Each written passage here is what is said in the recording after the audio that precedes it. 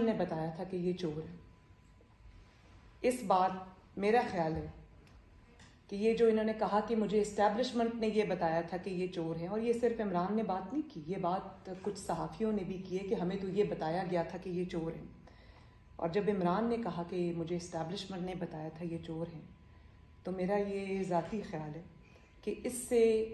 بڑا ثبوت نواز شریف صاحب کی بے گناہی کا کوئی اور ہو نہیں سکتا، جو عمران نے خود قوم کے سامنے رکھ دیا. میرا خیال ہے کہ شوکت عزیز صدیقی صاحب نے بھی بہت بڑے ریولیشنز کیے ہیں، بہت بڑے حقائق، ہوش ربا جس کو حقائق کہتے ہیں، وہ قوم کے سامنے رکھیں. ارشد ملک مرحوم نے بھی بہت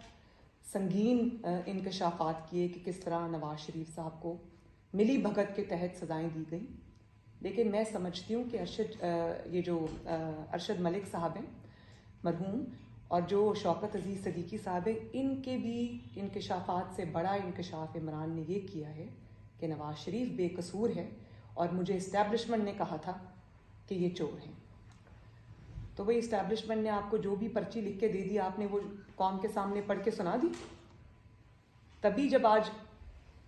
میرا اپیل چل رہی تھی یہ پیناما والی اسلام آباد ہائی کورٹ میں، تو ججز بار بار ریپیٹڈلی ثبوت مانگتے رہے نیب سے. تو کبھی نیب کو کرونا ہو گیا تھا، کبھی نیب وہ کہہ رہے تھے کہ ہمارا سینس آف ٹیسٹ اور اسمیل چلا گیا ہے، کبھی وہ کہتے تھے کہ جی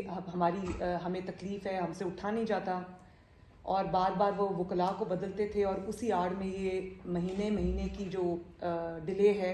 وہ ایڈجرنمنٹس جو ہیں وہ لے لیتے تھے. تو آج مجھے سمجھ آ رہی ہے کہ وہ ثبوت کیوں نہیں تھا. وہ ثبوت اس لیے نہیں تھا کہ ان کو